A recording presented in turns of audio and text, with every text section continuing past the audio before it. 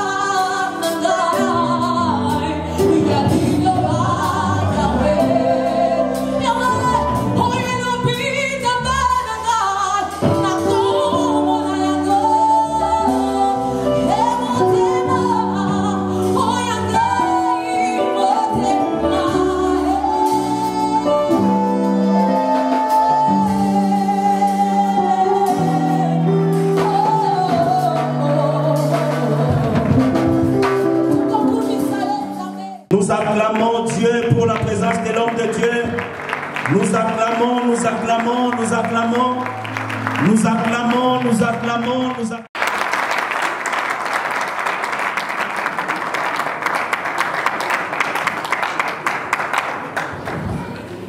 Oui, c'est permis d'acclamer pour vous-même aussi, en toutes circonstances. C'est permis de le faire. Vous savez, il y a des moments où on est là sans savoir qu'on est là. Parce que vous et moi, nous sommes encore sur cette planète. Et il y a des moments où, vous savez, il y a quelqu'un à Kinshasa qui avait fait un terrible accident. Sa voiture s'est tellement abîmée et personne n'imaginait que la personne qui était dans cette voiture pouvait y survivre, qu'elle était encore vivante. Et puis les gens ont accouru pour voir la voiture cabossée. Ils ont regardé dans la voiture. Miraculeusement, les chauffeurs étaient vivants. Et puis, mais les chauffeurs qui étaient là-dedans ne savaient pas qu'il était vivant. Tout le monde voyait, mais tout le monde était étonné. Comment est-ce qu'il est en train de vivre? C'est pas possible. La voiture était grave, gravement cabossée, fracassée. Et puis la personne qui était à l'intérieur a commencé à demander, suis-je encore vivant? Nakoufi, ton Nazali. Et les gens qui étaient dehors disaient, yo, yo, yo, yo. Ozalina, tu n'es pas encore mort.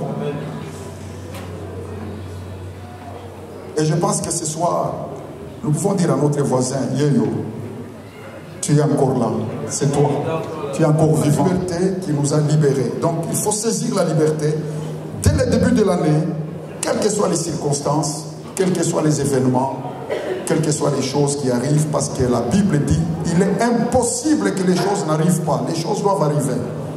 Mais le danger, c'est quand nous prenons les choses qui arrivent comme quelque chose d'étrange. Dès que nous prenons quelque chose comme quelque chose de très étrange, les pièges s'ouvrent. C'est dangereux. À ce moment-là, on peut tomber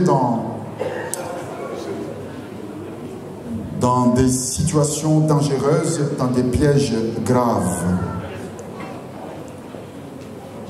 Jésus-Christ a dit, vous aurez des tribulations dans le monde, mais prenez courage.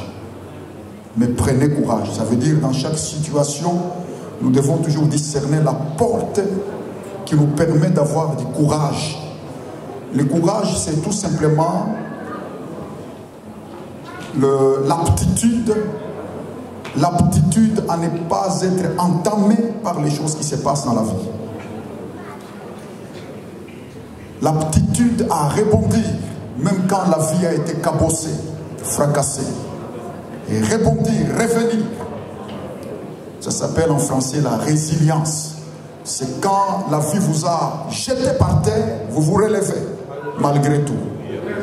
Et le Congolais, c'est un être qui a un grand réservoir de relèvement. Le Congo, c'est un réservoir de joie. Naturellement. Le Congo a fourni beaucoup de joie à notre monde misérable et malade.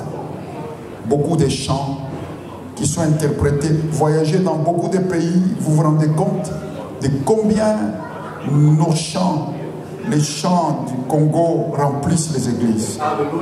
Dans beaucoup d'endroits de ce monde. Partout au monde, vous voyez les Congolais qui viennent amener sa part de flamme dans les églises de notre planète. C'est pourquoi je disais, acclamez quand même pour vous-même ce soir. C'est autorisé de le faire.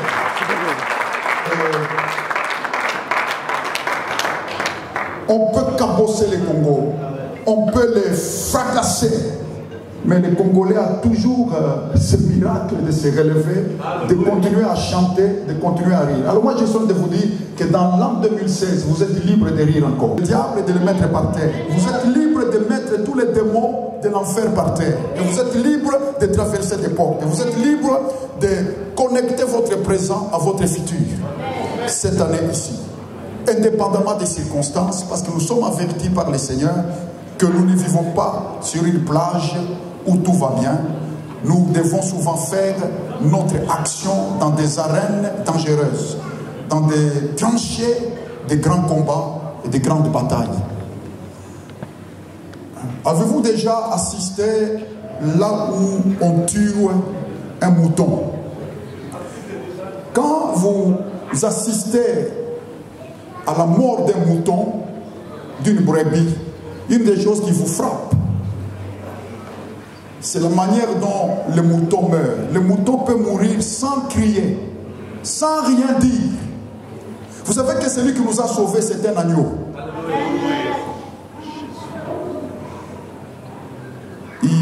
Il a affronté la mort avec dignité. Mais si on vous amenait là où on est occupé à tuer les cochons, là où on est en train de tuer les cochons, c'est complètement autre chose. Comparez les cochons aux moutons, il y a un monde de différence. C'est un abîme de différence. Le mouton a cette vie qui symbolise la douceur, qui symbolise la docilité, la loyauté, qui symbolise la fidélité au berger, tandis que le cochon symbolise la saleté. Le cochon peut manger tout ce qu'il trouve devant lui, mais le cochon tient à sa vie. Le cochon ne veut pas mourir. Si vous mettez les pieds sur le cochon, il va presque parler. Le cochon, il ne veut pas mourir. Mais les chrétiens, c'est une bande. Tous les chrétiens qui sont ici, c'est une bande des agneaux. C'est une bande des agneaux qui suivent l'exemple de leur maître. Comment le maître s'est comporté au cœur de la souffrance, au cœur de la douleur. Alors puis-je vous inviter à vous tenir debout ensemble pour que nous puissions l'invoquer, nous puissions ensemble prier pour qu'il vienne nous bénir dans ces quelques moments de réflexion, ces quelques moments de méditation de la parole.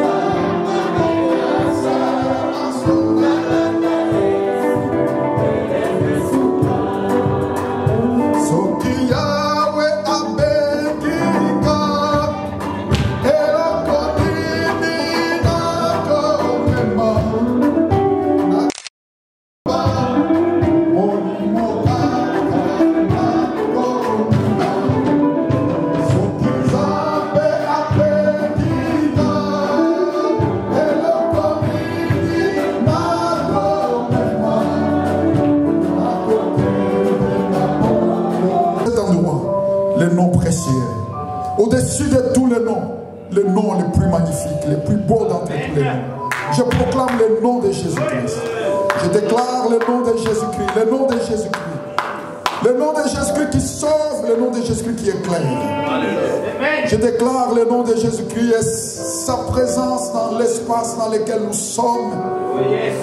Je proclame la prospérité de la connaissance de Dieu dans cet endroit, de la connaissance des plans, des projets et des desseins du Tout-Puissant dans ces lieux, au nom de Jésus-Christ. Amen. Alors, il faut nous asseoir et je vais juste déposer cette parole sur nos cœurs que nous trouvons dans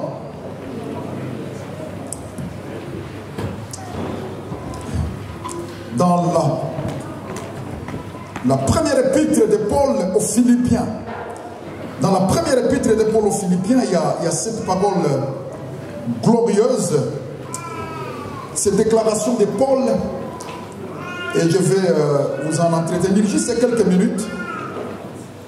Vous savez que le plus important dans une maison de deuil, ce n'est pas danser, ce n'est pas boire, ce n'est pas manger. La chose la plus importante, dit la Bible, c'est réfléchir. Alors que nous ayons un un moment de réflexion, c'est tout spécialement et tout simplement indiqué que nous réfléchissions.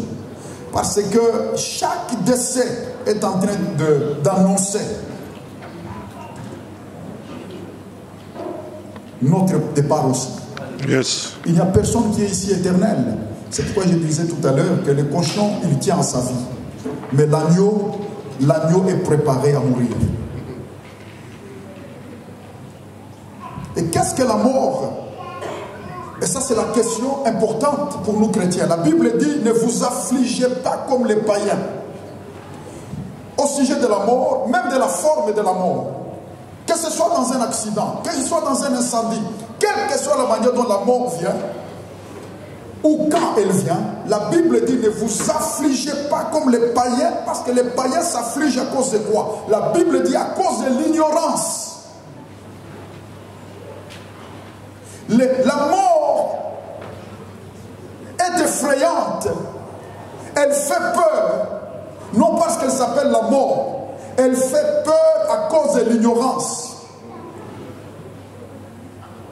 Ça veut dire la pire des choses qui puisse arriver à un être humain, c'est l'ignorance. L'ignorance est la pire ennemie de l'être humain. Nous devons comprendre que notre ennemi ne fonctionne que sur le modèle de la tromperie et du mensonge. Et le mensonge ne prospère et ne réussit que là où il y a ignorance. Alléluia. Il n'y a pas deux guerres, il n'y a pas trois guerres, il n'y a pas 4 combats au monde. Il n'y a qu'un seul combat, c'est le combat entre la vérité et le mensonge. Et Jésus-Christ est venu comme la vérité, et la Bible dit, vous connaîtrez la vérité, et la vérité vous rendra libre.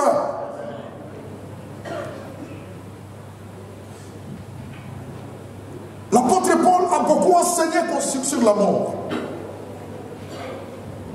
Et quand nous lisons la Bible, nous nous rendons compte que la mort est juste un passage. C'est comme un rideau qu'on tire pour passer de l'autre côté.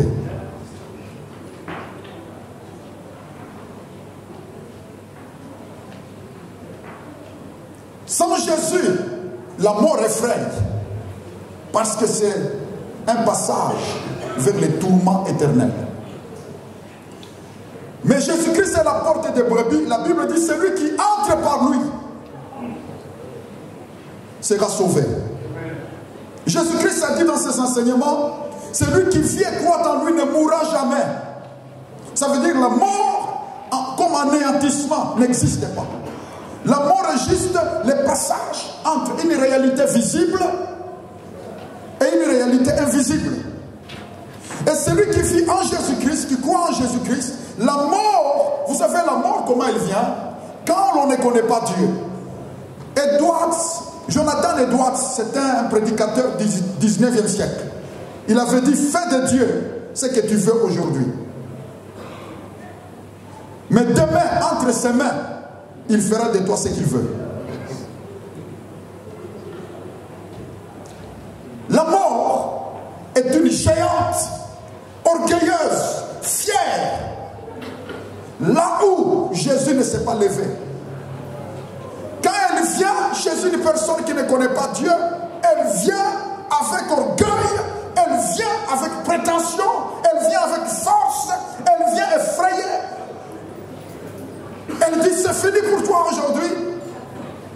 Mais quand vous marchez avec Jésus, le jour où la mort vient, elle ne viendra pas, quelle que soit la manière, la forme visible. Mais en réalité, la mort ne viendra pas avec orgueil.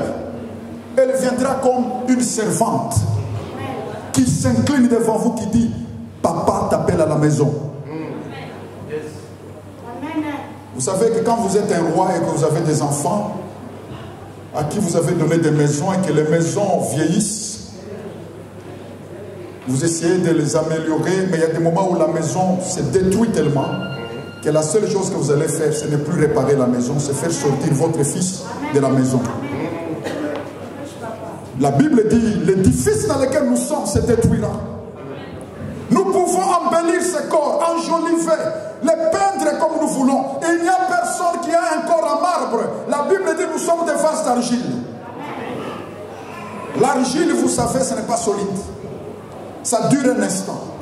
Et l'apôtre Paul, une des choses qu'il a dites concernant ses corps, il a dit ce corps, c'est une tente dans laquelle nous habitons. Une tente, ce n'est pas un building. Un building, c'est fait pour durer plusieurs années. Une tente, c'est un petit campement, un petit logement pour 3 jours, 4 jours, et puis c'est fini.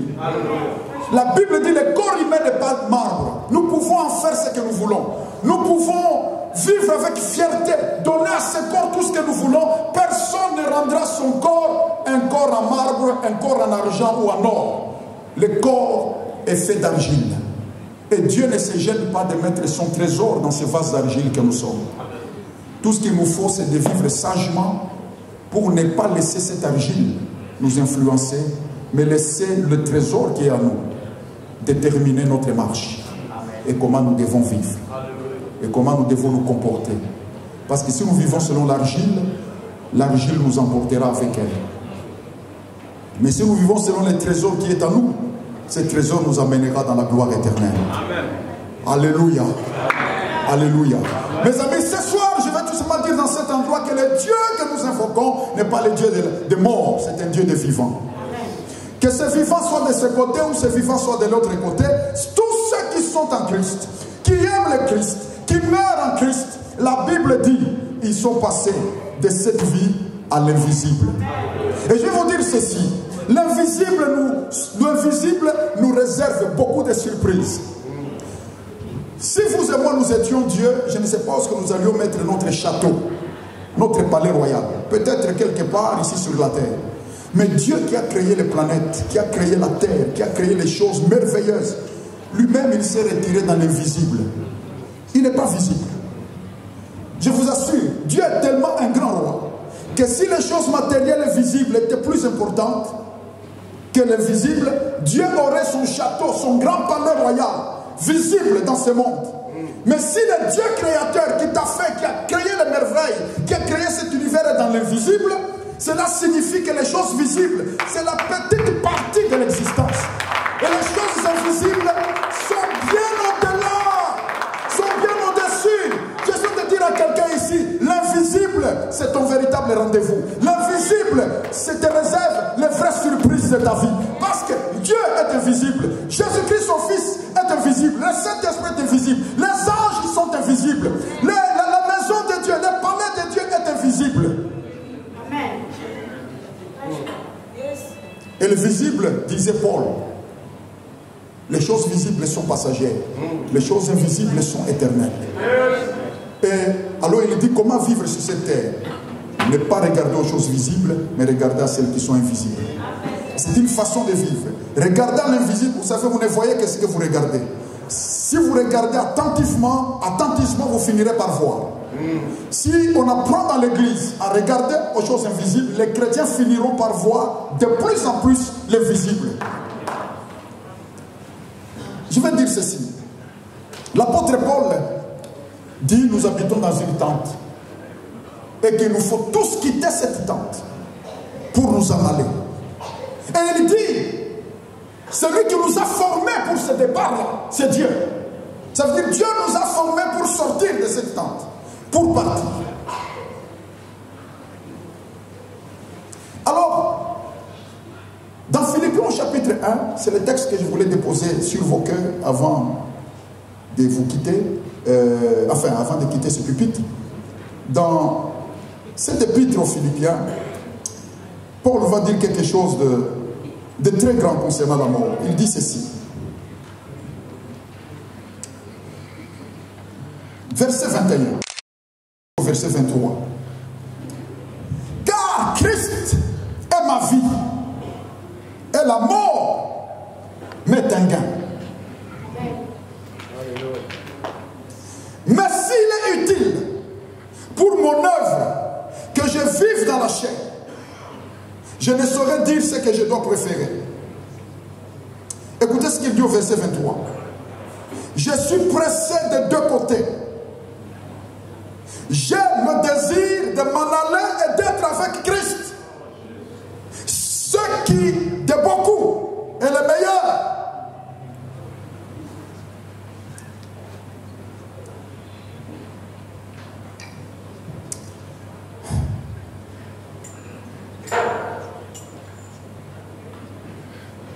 profond, ces paroles. Ces paroles ont eu un effet redoutable sur ma vie. C'est un homme comme vous et moi, en face de la mort, qui a une révélation extraordinaire, qui a compris tellement de choses au sujet de la mort. Un grand apôtre au sujet de ce qui nous attend. C'est un gars qui avait été enlevé au troisième ciel. Il a été avec Dieu. Il a vu tout ce qui fait l'espérance des chrétiens. Ce royaume de gloire. Cette présence éternelle de Dieu. Il a été là-dedans. Il est entré là. Il était dans cette présence du Seigneur. Et toute sa vie, il a consacré sur terre à se préparer lui-même pour ne pas rater ça. Et à préparer les autres. Et l'une des choses qu'il va dire, c'est celle-ci. Il dit, Christ est ma vie, et la mort m'est un gain. La mort est un bénéfice. La mort n'est pas une misère. La mort n'est pas une pauvreté. Souvent on regarde ceux qui sont morts comme c'est les malheureux. On l'appelle pauvreté. Les pauvres gens. C'est une façon de dire celui qui est déjà mort. Parce que quelque part, à cause de l'ignorance, nous pensons que ceux qui marchent encore dans nos rues sur la terre sont mieux que ceux qui sont dépassés. Or, c'est complètement faux. D'abord, regardez Jésus lui-même, le Fils de Dieu, comment il a banalisé la vie visible. Il a fait juste 33 ans, il est parti.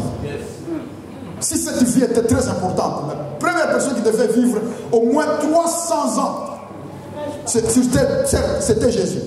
Jésus a tout fait en 33 ans, vite parti. Vite parti. Et au moment où le temps de partir était arrivé, il était content. La Bible dit, voyant que l'heure de passer de ce monde à son Père est arrivée. Il mit le comble à son amour.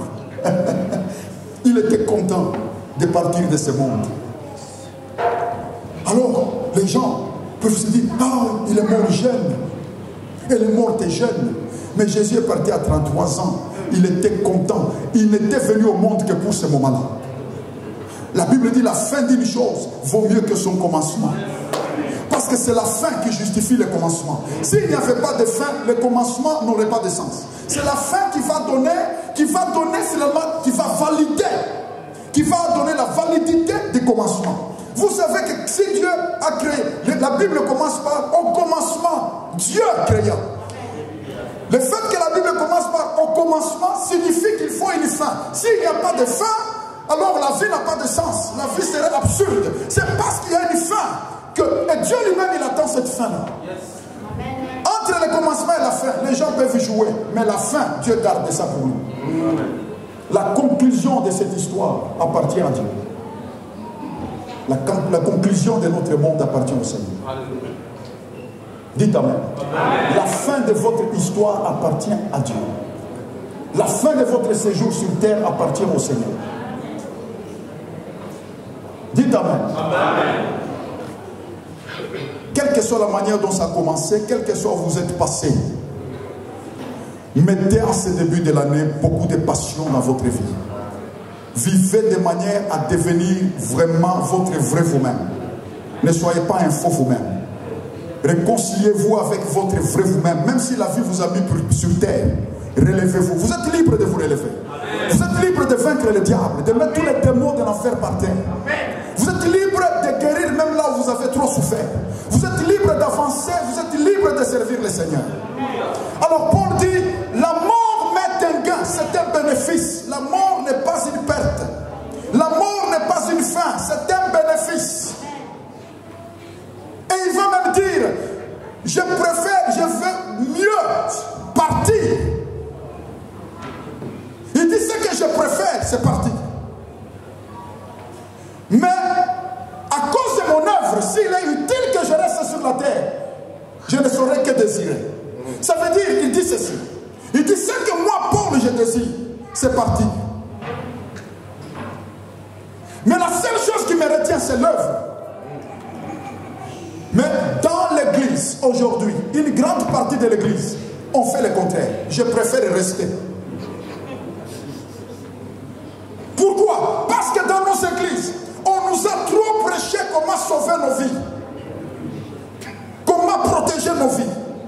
Mais eux, les premiers chrétiens, ils étaient enseignés à comment donner leur vie. La forme de vie actuelle n'est pas notre vraie vie, mes amis. Cette vie qui est faite, vous êtes avec quelqu'un. Aujourd'hui, on est en train de pleurer. Mais qu'est-ce qui se passe? Quelqu'un de cher, quelqu'un on aime. Et puis, demain, la personne n'est plus là. Vous pensez que c'est cette forme de vie qui est la vraie vie? Cette forme de vie avec des maladies, des fièvres, cette forme de vie avec la pollution n'est pas notre vraie vie. La vie qui est faite d'oxygène, ce n'est pas notre vraie vie. Si vous vous dites, qu'est-ce qu'il est en train de dire? Est-ce que Dieu respire l'oxygène? Non. Cette vie qui est faite de l'oxygène, qui est faite de beaucoup de précautions, rien que pour sortir de votre maison, il faut beaucoup de choses. Brosse à dents, savon, essuie-mains. Donc, il faut, pour faire juste un voyage, pour faire juste un voyage de 4 jours. Regardez une grosse valise, essuie-mains, savon, il faut prendre ceci, cela. 4 jours seulement, grosse valise, bagage à même. La vie terrestre est très encombrante. Elle est très encombrante. Tu danses, tout le monde t'acclame à la télévision, mais quand tu dors, il y a une tache blanche qui descend là. Cette forme de vie nous humilie, mes frères. Cette forme de vie nous humilie. Cette forme de vie n'est pas notre vraie vie. La Bible dit notre vraie vie, ce n'est pas l'oxygène, c'est quelqu'un. Cette personne s'appelle Jésus-Christ.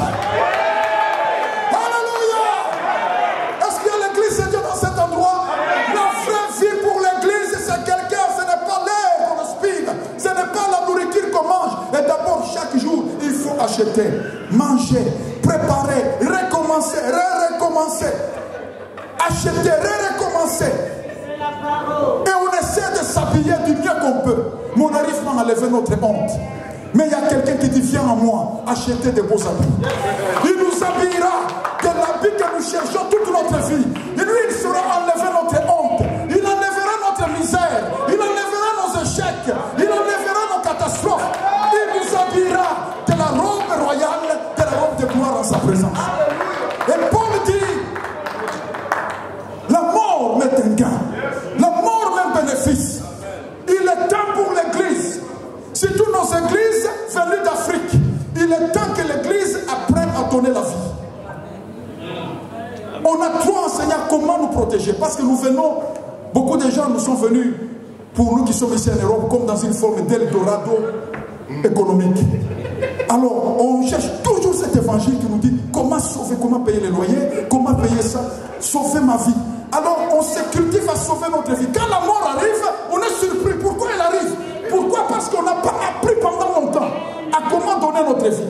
La forme de vie actuelle, Jésus l'a appelé comme un grain de blé qu'on jette en terre. La forme de vie actuelle, c'est un capital qu'il faut investir dans quelque chose. Paul dit, ce que moi, Paul, je désire, c'est sortir, m'en aller. Mais à cause de mon œuvre, pour être utile, c'est la seule raison qui me garde sur la terre. Ça veut dire l'investissement de ma vie dans une cause. On nous a trop appris à vivre pour sauver notre vie qu'à vivre pour donner notre vie dans une cause. Mes amis, levez-vous cette année. Investissez votre vie dans une cause. Amen. Mais soyez prudents pour ne pas la mettre dans n'importe quelle cause. Toutes les causes ne sont pas bonnes. Vous avez été créés pour Jésus-Christ. La Bible dit, c'est par lui et pour lui que nous sommes là, que nous existons. Quelqu'un dit moi Amen. Quelqu'un déclare moi Amen. L'utilité, vivez pour l'utilité. Parce qu'elle est partie. Demain, on ne sait pas qui. Alors, ça passe vite. Moi, votre frère, j'ai appris ça au milieu de ma vie d'une façon très brutale de la part de Dieu pour que j'enseigne ce message. 10 mois avant une catastrophe qui m'était arrivée, Dieu m'avait appris, il m'a dit, prêche l'espérance éternelle. Prêche l'espérance éternelle. Et depuis ce temps-là, je prêche l'espérance éternelle. Former les gens à l'éternité. Parce que notre vraie vie n'est pas de ce côté-ci. Elle est de l'autre côté du voile. La Bible dit nous avons mis notre ancre de l'autre côté du voile. Là où il y a notre espérance. Nous nous sommes approchés de Dieu, de Sion, de la montagne de Dieu. Notre vie n'est pas d'en bas. Vivons pour ici, pas uniquement pour la cause. Mais quant à la préférence, préférons de loin être avec Jésus. Paul dit être avec Christ, c'était beaucoup le meilleur. Ça veut dire que vous avez été créé pour cette communion éternelle avec lui. C'est ce que la Bible appelle le mariage avec Jésus. C'est ça la vie éternelle. Alléluia. Je finis en vous disant ceci. Si vous vivez uniquement pour la cause, même les jours où la mort viendrait, elle ne viendrait plus jamais comme une catastrophe. Et puis je vais vous dire une deuxième chose. Si vous ne vivez pas pour vous-même, vous ne vivez que pour ces jours-là. Ne pensez pas que beaucoup de gens disent que si on prêche des choses comme ça, les gens attirent l'esprit des morts. C'est faux. L'apôtre Paul qui a dit ça, qui a dit je veux me partir, je veux m'en aller. Il nous faut tous quitter cette tente. Je ne vais pas rester ici, je préfère sortir. Beaucoup de gens, ils ne veulent pas préparer la mort. Si quelqu'un vient chez vous avec l'assurance pour le jour où vous allez mourir et pour les funérailles, dites esprit de mort sort de ma maison. Et puis quand vous mourrez, c'est des autres personnes qui vont commencer à s'occuper de l'enterrement parce que ça n'a pas été préparé. Parce qu'on fuit la mort au lieu de l'affronter. Et il n'y a pas de sagesse tant qu'on n'a pas affronté la mort, parce que la mort, c'est la plus grande pédagogie de Dieu pour les hommes. La Bible dit Dieu a placé la mort pour qu'elle nous enseigne à bien compter nos jours. Dès qu'on affronte pas la mort, on va mal compter ces années. On va mal compter ces jours. La Bible dit le sage est dans la maison du deuil. Parce que là, il prend l'intelligence que les années vont finir. Que vivre, ce n'est pas boire et manger. Vivre, ce n'est pas s'offrir le plaisir qu'on veut s'offrir. Vivre, ce n'est pas aller danser quand on veut danser. Vivre, ce n'est pas aller courir après les filles quand on veut courir après les filles. Parce que pour toutes ces choses, on se tiendra un jour. Paul dit, il nous faut tous quitter ce corps pour que chacun se tienne devant le tribunal de Jésus. Et un jour, j'ai dit à Jésus, il y a des années, je m'étais mis à genoux, j'ai prié, j'ai dit, Seigneur, montre-moi la constitution de ma vie. Parce que la vie, vous devez la gérer comme un gouvernement. Avec une constitution et des articles. J'ai dit, montrez-moi la constitution de ma vie. Le Seigneur m'a révélé 13 articles concernant ma vie. Comment il voulait que je vive. Au travers des expériences vécues, au travers de comment je suis venu au monde, au travers de tout ce que j'ai vécu, comment il m'a enseigné. J'ai dû résumer tout ça en 13 articles. Je ne vais pas vous donner tous les 13 articles. Mais le premier article, c'est ceci. J'ai écrit dans ma constitution que Seigneur, désormais, je ne vivrai plus que pour les jours où je comparaîtrai devant Jésus. Et ça a changé mon ministère, mes amis. Parce que vous savez, au ministère, vous vous tenez derrière les pupitres comme ça, les gens peuvent vous acclamer. Mais si vous savez qu'un jour vous comparaîtrez, parce qu'il y a quelqu'un qui a des yeux de flamme, qui sonde ce que les hommes ne sondent pas, qui voit ce que les gens ne voient, qui regarde comme personne ne regarde. Quand j'ai écrit ça, mes amis, ça a changé ma vie. Je m'applique toujours à ça. Qu'est-ce que je dirais quand je comparaîtrai devant lui? Dans chaque circonstance, qu'est-ce que je lui dirais? Quand vous avez la mort devant vous, vous commencez à devenir sage. Vous savez que les plus grands dans ce monde qui ne sont pas chrétiens, ils ne vivent que pour l'épitaphe. Ça veut dire ce qu'on écrira sur leur tombe. Parce qu'ils n'ont pas l'espérance de la vie éternelle. Mais ils veulent au moins vivre de manière à ce que sur leur tombeau, qu'on écrive quelque chose de bien. Mais vous et moi, nous avons une espérance meilleure. Nous pouvons appliquer notre vie à préparer les rendez-vous. Mes amis, nous serons avec notre espérance. Elle s'appelle Jésus-Christ. Être avec lui, c'est de beaucoup le meilleur. Quand nous serons avec Jésus, alors nous vivrons. Notre vraie vie paraîtra. Parce que nous serons comme il est. Pour le moment, nous ne paraissons pas comme nous sommes. Lui, il est notre vie. Amen. Alors ne pensez pas que si vous vous appliquez à réfléchir sur la mort, vous allez attirer l'esprit de mort. L'apôtre Paul qui réfléchissait sur la mort, un jour il était dans un bateau et le naufrage a menacé les bateaux. Il y avait plus de 200 personnes dans les bateaux. Naufrage, c'était la tempête. Les gens ne mangeaient plus parce qu'ils voyaient que bientôt nous allons mourir. Il n'y a plus personne qui va subsister ici. Tout le monde savait que c'est le centre de votre vie. Paul dit, je ne reste sur cette terre qu'à cause de l'utilité, à cause de mon œuvre. La peine, c'est la raison pour laquelle nous devons vivre. Alléluia. Alors, comme un jeune ou comme un vieux, l'important c'est qu'on ait obéi à son appel. Que Dieu vous bénisse.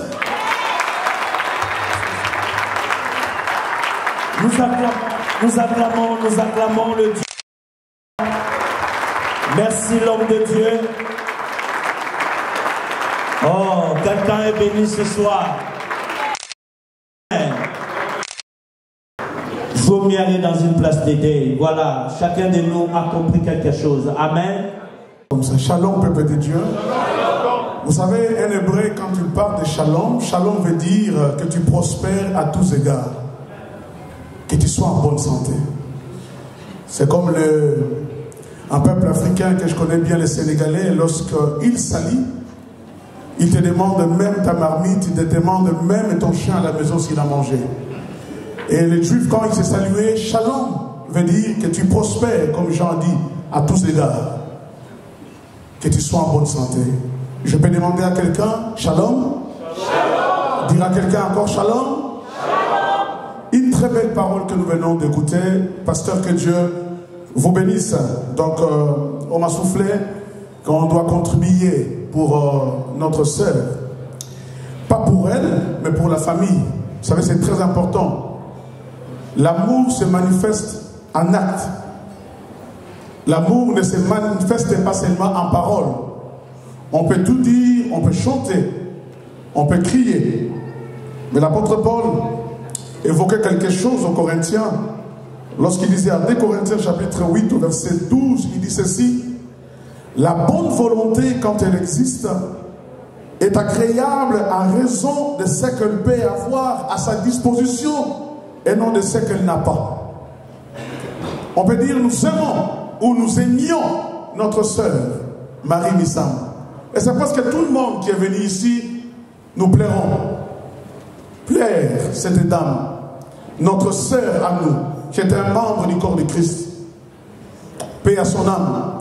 Mais ce qui est important, ce n'est pas seulement de pleurer. Parce qu'elle a laissé l'enfant, elle a laissé la famille, et c'est dans l'habitude que nous le faisons. L'apôtre Paul dit, car il s'agit non de vous exposer à la détresse pour soulager les autres, mais de suivre une règle d'égalité dans la circonstance présente, votre superflu pourvoira à leurs besoins.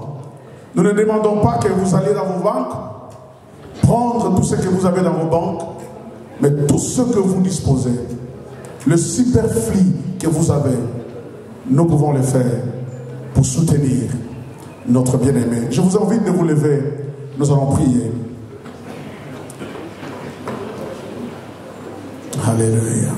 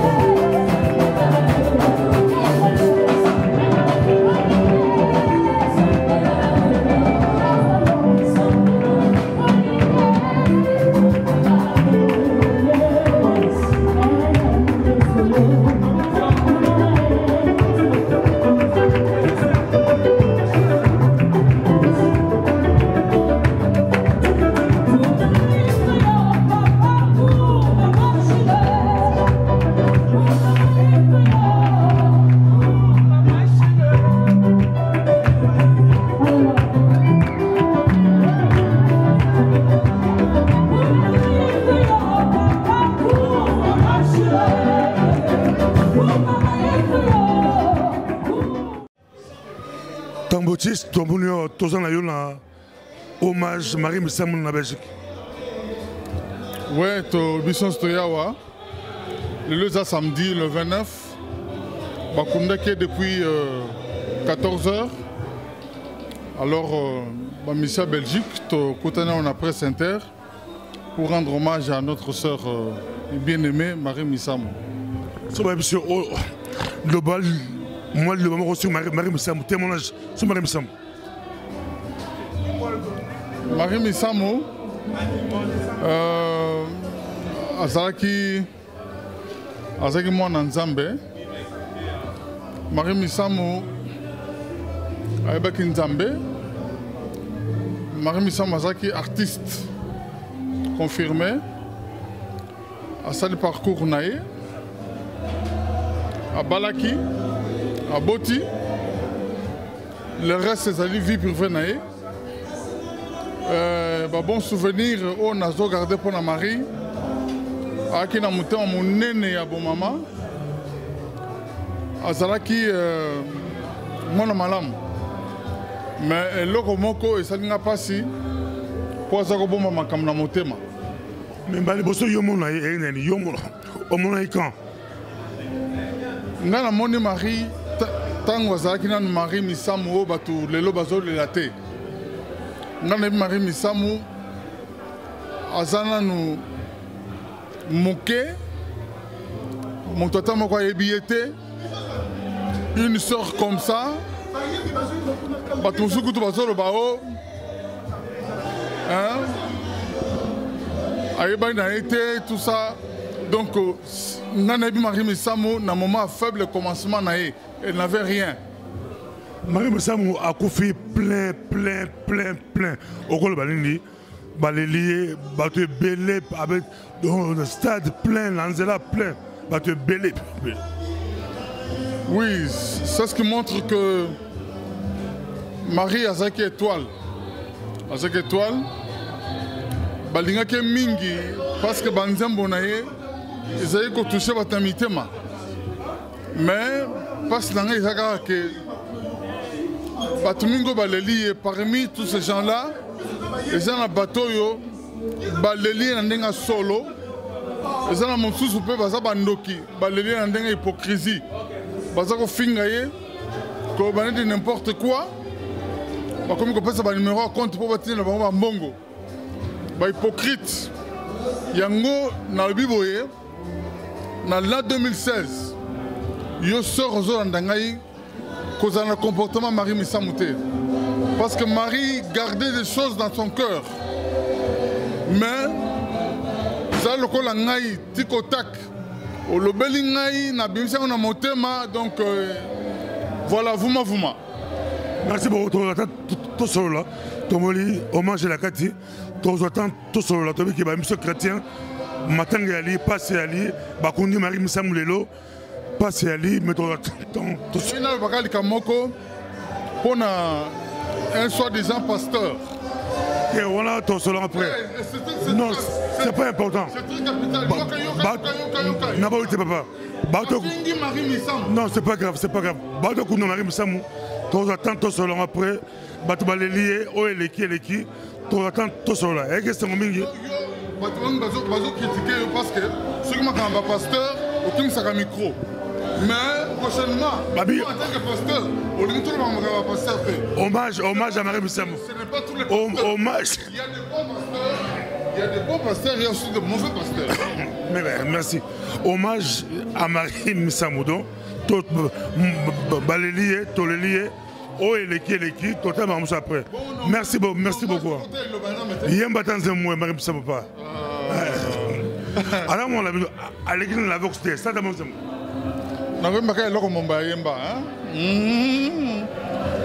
Maringa na koka mwae lolenge oyo otiki biso na mpasi na sikuana.